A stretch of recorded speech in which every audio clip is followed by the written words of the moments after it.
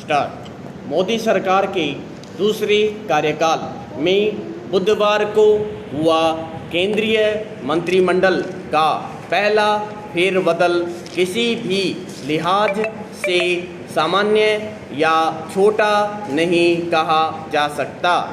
चाहे मंत्रिमंडल के आकार का सवाल हो या इसमें शामिल होने वाले नए मंत्रियों की संख्या का या फिर मंत्रिमंडल से बाहर किए जाने वाले नामों का कोई भी पहलू ऐसा नहीं है जिसे नज़रअंदाज किया जा सके। विराम। इसके साथ ही यह भी सही है कि इन तमाम बड़े बदलाव को अनावश्यक नहीं कहा जा सकता। विराम।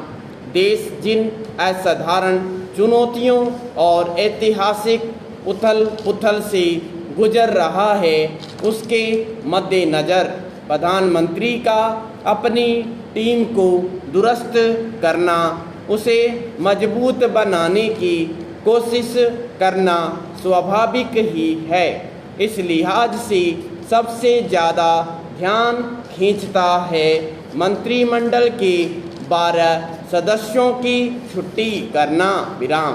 खासकर इसलिए कि इनमें स्वास्थ्य मंत्रालय का जिम्मा संभाल रहे हर्षवर्धन ही नहीं, सोशल मीडिया कंपनियों की मनमानी पर अंकुश लगाने की मुहिम में जुटे रविशंकर प्रसाद भी शामिल है। विराम।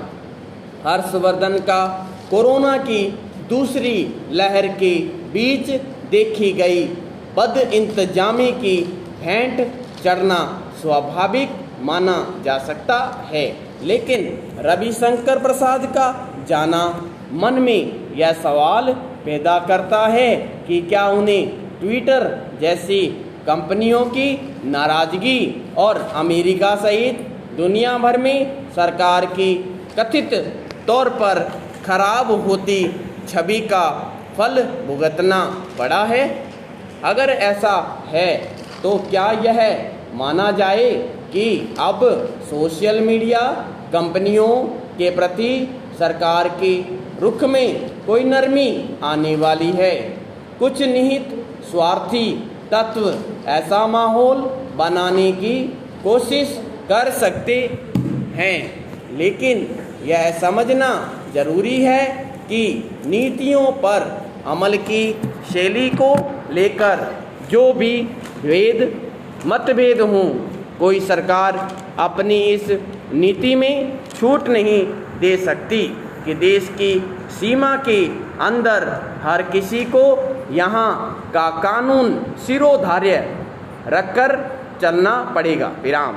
अच्छा है कि आईटी मामलों के नए मंत्री अश्विनी वैष्णव ने पदभार ग्रहण करते ही यह स्पष्ट कर दिया और इस संभावना की एक तरह से पुष्टि कर दी कि रविशंकर प्रसाद को दरअसल न्यायपालिका के सामने सरकार का पक्ष प्रभावी ढंग से रख पाने में नाकामी की सजा मिली है। विराम। बहरहाल मंत्रिमंडल में 43 नए सदस्यों का आना भी महत्वपूर्ण है। इनमें महिलाओं और अन्य सामाजिक समूह के प्रतिनिधित्व का ख्याल तो रखा ही गया है।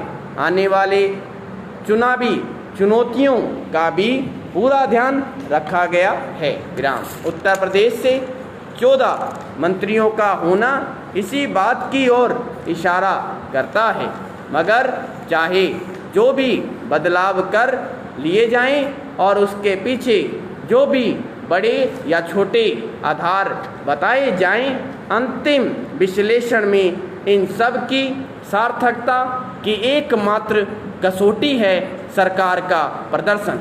विराम।